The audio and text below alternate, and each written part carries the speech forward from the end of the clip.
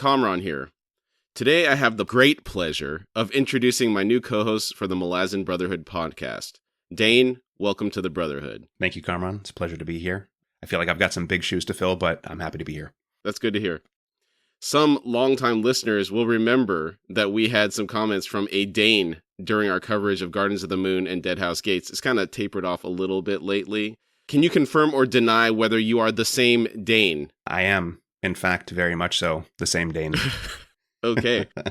I think you were reading through the series when we were covering those, right? So like a lot of stuff was top of mind when you were commenting at that time? Yes, I was still in the middle of the series. I'm probably halfway to maybe 3/4 of the way through the series when you guys first started recording this. Okay. All right, so I'll take a moment to let everybody know how we know each other. Dane and I have known each other for almost 20 years now. We used to work together at a car dealership in Connecticut in the early 2000s. We may release an episode where we talk about that experience as a side thing, because it's actually going to be a pretty long episode, but it's not related to the Malazan Brotherhood. Mm-hmm. That may come out later.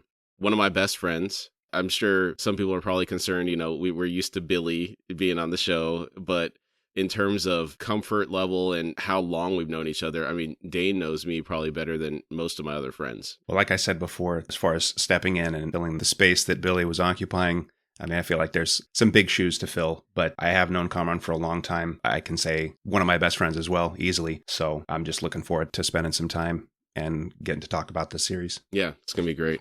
So let's take a moment to discuss your experience with the Malazan Book of the Fallen. How were you introduced to the series? So, as you said, we have been friends for a while. You had discussed that you wanted to start a podcast. I don't know if you had said exactly what it was that you were going to do the podcast about when you first mentioned it, but when you finally started to flesh out the idea and you were going to use the Malazan series as your talking points, I have read some books in the past, some fantasy, things like Lord of the Rings, things like the Redwall series from Brian Jakes. So I kind of like fantasy books as well. And I thought, well, you're one of my good friends. So I like to support the podcast and support what you were doing. So I thought I have to start reading the books so that I can follow along with the podcast and, be able to understand what you guys are going through. So you introduced it to me. You told me about the books. Started reading, and from the first moment, like that first book, it had me hooked. I was all in at that point. That's awesome. Did you have any trouble as you were reading through the first book at all? Was it trouble between names sounding similar, the cast of characters being too big, any that kind of stuff? Do you recall? Absolutely. It was kind of mind-melting a little bit, that first read-through. Exactly what you said. The cast of characters was pretty large, and it was just kind of a sensory overload type of thing. Erickson's descriptions of things that are happening in the book is so deep. It's not surface level at all. He kind of goes in and it's just like the way he's describing magic and stuff. That was one of the things that really set this apart for me. And if you don't mind, there's a quote in here from the series I think it was from Tattersale when she meets Hairlock, or not when she meets Hairlock, but when Hairlock is introduced. Tattersale caught the sour tang of chaos in the air, a taste like iron in her mouth as Hairlock's warren flared to life. And that was a description that blew my mind about how magic in this series had a taste and a feel. Things like that was like, this is incredible. Mm-hmm. I had never heard of magic described this way. Normally it's like he cast a firebolt or something like that. And that's all you get from it. So this was really, really incredible to me. I cast magic missile. Exactly.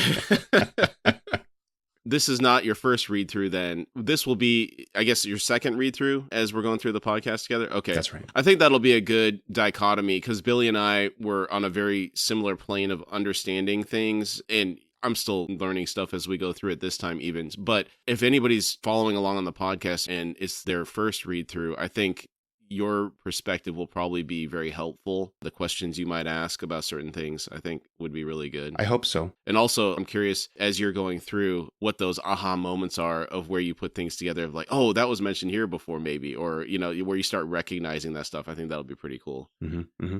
In terms of ranking this overall series compared to all the other stuff you've read, how do you feel about these books? Because Billy and I are unabashedly, this is our favorite series. I mean, do you feel the same way, or is there something else that you've read that kind of sits a little bit higher? I haven't read a lot of books, but I have read fantasy books, Tolkien stuff. These are like kind of standard things that I think most younger people start reading. Some classic books, Catcher in the Rye, Lord of the Flies, stuff like that. And then I've read some military books that some of these former SEALs and things have written. Those are good books, and I enjoyed them. This definitely takes the cake. I have not read a series of books that have made me want to pick the next one up the same day and just start going as quickly as I could. And once I started the series, I could not put it down. I feel like I read all these 10 books in a pretty quick amount of time. It was like a week or two that was taking me to read a book. I'm not a fast reader, so that was pretty quick for me. I just couldn't stop consuming it. I remember it was towards the end, and I think you read Toll the Hounds in 2 weeks. I thought, oh my God, this guy is in it. Yeah. Because I was reading it during my lunch breaks, a little bit after work, and it took me about a month per book to get through them on the first read through. That's just wild. It got its hooks in you. Big time. Big time. I was reading at work, and the same thing, break time, lunchtime, I was reading. And then towards the end of the days, I had a fair amount of downtime. And so I would be reading the book, and I had some friends, some coworkers who would be texting me like, hey, do you want to, do you mind if I pop in for a little bit? We'll have a chat. And I'm thinking, no, I've got books to read. Like, leave me alone. And so it was kind of like this battle with myself, this inner dialogue of, do I be like a normal person and see some people, or do I shut them out completely and just delve into this world? But yeah, I haven't read a series that has made me feel that way before. So definitely at the top of the list for me. That's awesome. So which of the books is your favorite? I don't know how popular it is, but Memories of Ice was my first kind of love of the series, primarily because of what you and Billy have been talking about throughout this book is the info dumps that you get. Like this, it felt like this is where you really start to put some more pieces of the puzzle together. Some questions start to get answered, some big reveals from what had been going on in the first book and the second book. So that was probably the first time that I was like, yeah, this is really good, really enjoyable for me. Midnight Tides, even though you're introduced to a different cast of characters, you're on a different continent, that really grew on me. In the beginning, it was a little bit challenging, but as I started to read through it, that really started to become one of the top books of this series for me. And then Bone Hunters. Bone Hunters is fantastic. And Reaper's Gale might be between Bone Hunters and Reaper's Gale, that might be a bit of a toss-up for me. But Bone Hunters was a very good book. I enjoyed that a lot. Yeah, I always say Dead House Gates is my favorite. My mom was reading through Bone Hunters. She's on Toll the Hounds now. Relatively recently, she was on Bone Hunters, and she's like, hey, this was cool, that was cool. And I was thinking, my God, the amount of stuff that happens in this book, plus it's in 7 cities, which is my favorite continent. Mm-hmm. It is almost a toss-up between Dead House Gates and Bone Hunters in terms of just how awesome those two books are. Yeah. And I agree with you. Memories of Ice is the first time I read it, I was like, who are these people? I want to get back to my bridge burners, you know? You're right. Then the cast of characters does grow on you. And then eventually it all kind of makes sense. Mm-hmm. Without any spoilers, are there any particular moments that stick out to you in the first 3 books that are your favorites? Any real big highlights for you? Yeah, so definitely, as I said before, that little excerpt of Tattersale describing Hairlock's Warren was something that really stood out for me in the beginning. Those early bits of the book when Anamander Rake comes in to meet Baruch, and Baruch talks about the pressure, the weight of the magic. Things like that were really stand out for me. The Siege of Pale. Again, the way Erickson is describing magic of Tashrin casting these, if I recall, gouts of flame against Moonspawn. Amazing, amazing stuff. I feel like I could go on forever, and take up as much time as you and Billy did going through this.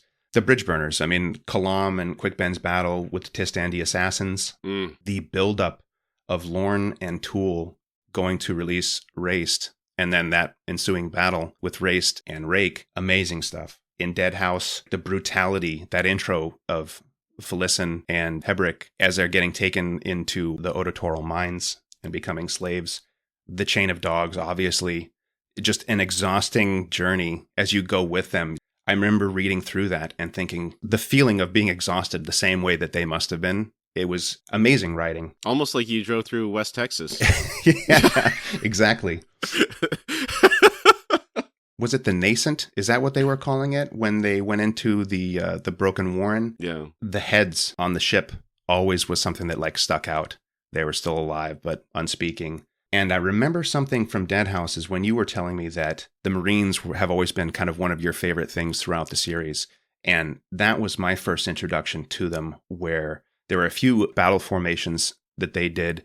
The sappers building a bridge under the water so that they could move quickly across, and then, burying themselves and then popping out. Like, those were some of the first things where the Marines, they really stood out. Because I remember asking you the question, how can humans stand up to all this magic and these gods and everybody else that's in the game? What can they do? How could they hope to accomplish anything against this, what seemed to be insurmountable power?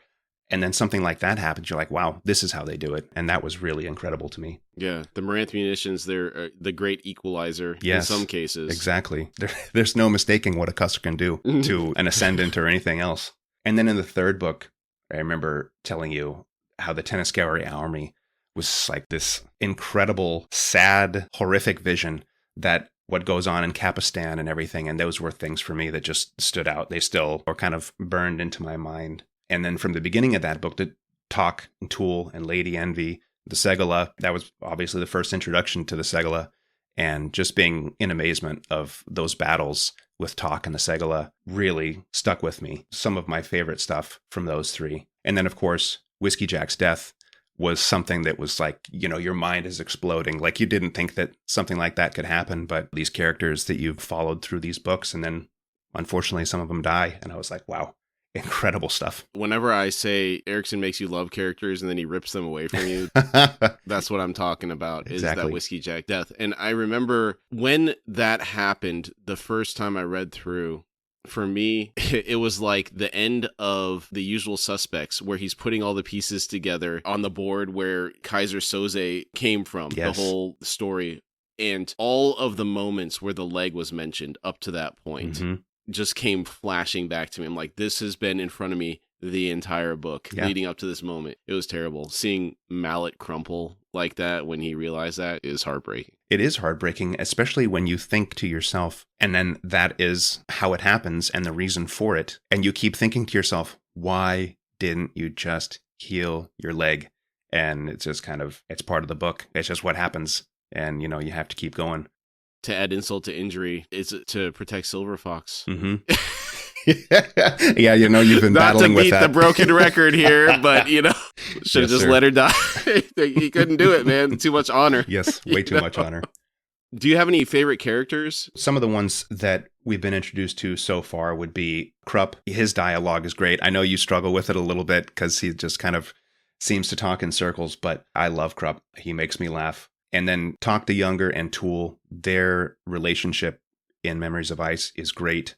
So some of those guys are my favorite. There are more to come that really stand out, but those ones in particular, of course, the main characters are hard to deny that you like them. People like Rake, Quick Ben, and Kalam, Whiskey Jack. Those are kind of, I feel, a little bit more obvious ones, but it's hard to pick a couple of favorites because there just are so many characters throughout the series that you get introduced to and are hard to not like. It's almost like you need a tier list. Yeah, exactly. You can't really just put anybody at number one, though Kalam, he's pretty good. I miss Kalam. It's been too long.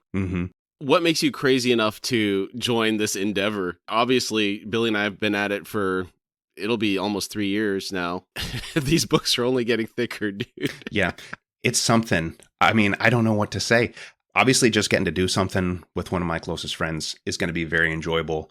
And then if the books have been this enjoyable to read on my own, to be able to go through them and share them with somebody else is just a little bit more fun. And that they're going to be more current as you're reading through and getting to discuss. I know you and Billy had said something similar to this, where it's been a long time since I had read through. I think over a year at this point since I actually read through them completely. To be able to go through them in a little bit more depth and be able to speak to you as we're going through. Because if I asked you a question years ago, it had been a long time since you'd read it as well. So you're kind of having a hard time remembering what was happening at this moment. But being able to go through it sort of in real time, I think is going to be very enjoyable for me. Well, thank you for joining me on this journey, because it is a big one, but I agree. I think it's going to be really fun going through this with you, just like a little book club for friends. Yeah. I look forward to our collaboration. The insights you're bringing already, especially that description about the magic in Gardens of the Moon, I had kind of glossed over that, so like having that viewpoint, I think is really valuable. and I thought that was really insightful. So I'm looking forward to seeing what you bring to the table. Oh, it's going to boy. be awesome. I'm sure we'll also have some shenanigans in terms of digressions. We'll see how the digressions go. I don't know if we're professional digressors yet. Mm-hmm. I can already say that I'm sad to hear there will be far less digressions into South Park and Dune, just because while I have seen them, they're not one of my favorite series, so I can't bring them up for references quite as much, but we'll see if there's something else. I think you have a pretty good memory of movie quotes as well. There are some movies, yeah, that you and I share. I have some rapid or maybe not so rapid fire questions to finish off this interview. Okay. What type of character or role would you fill if you were in the Malazan universe? Who do you see yourself as? When I was first reading through the books, the Wiccans really stood out to me, certainly during Deadhouse Gates. I think that was a character or a group of characters that really appealed to me. I like that horse warrior style. It seemed real kind of wild. That was my initial impression. And then as you get deeper into the series, I think similar to you, it started to transition towards the Malazan Marines. They're such a likable group of characters. Each book, you get a different group of them that you get to follow for a while. And I think that they became probably my favorites, similar to you. Okay. Is there a specific role in the Malazan Marines? Would you be a sapper or a heavy? I mean, I would love to think of myself as one of the more assassin-like, somebody like Blend, but I'm far too bulky and clumsy to fill that role. I'm definitely not a Kalam at all. So a heavy would probably suit me better. Bigger, better. You might be way too smart to be a heavy from what I've seen. I think you're being too kind. I doubt it. Okay. All right. This is the big question. Would you rather be a Divers or a Soul Taken? You may be disappointed with me, but I think the Divers are cooler than Soul Taken for me. But the thought that comes to my mind immediately is a Divers of Capybara. Dude, I have a capybara calendar next to my desk. I just think, I mean, it's a ridiculous choice. They would be the laziest divers you've ever seen. But I think it's funny. And that's the thought chill. That comes in. Yeah, like you do nothing. Lay on the, just hanging out. Birds are walking on top of you. Uh-huh. Maybe you take a ride on the back of a caiman. I think I've seen some videos of that. But probably a real answer, I think back to Deadhouse Gates again and the bloodflies. How terrifying they were, not even being a divers or anything. But if you were like a divers of wasps or some other kind of terrible flying insect, I think that would be a pretty formidable version. Yeah. Well, that's some good insight. Capybara. I wonder if it would be a rapidly replicating divers, because I think that some of the ones that have quite a few, it takes them time to get to that level. They don't start out with the numbers that they have, 3 capybara. Yeah, but within a year, it could be 25, and it grows exponentially. Ridiculous. Until you get into hippo territory. Yeah, I mean, you're going to have some problems. You really take the cake with the hippo divers. And I know they're on different continents until Pablo Escobar inserted them into Colombia, and now they're taking over the jungle in Colombia. Apex predator. This episode is going to drop at the same time as our first episode covering House of Chains. That's going to be awesome. Same day release. And if you guys just want to get into it, feel free and jump right into episode 1. Thanks, Dane. Appreciate it. Thank you very much. Looking forward to it. See everybody in the next episode. We'll see everybody on the next episode.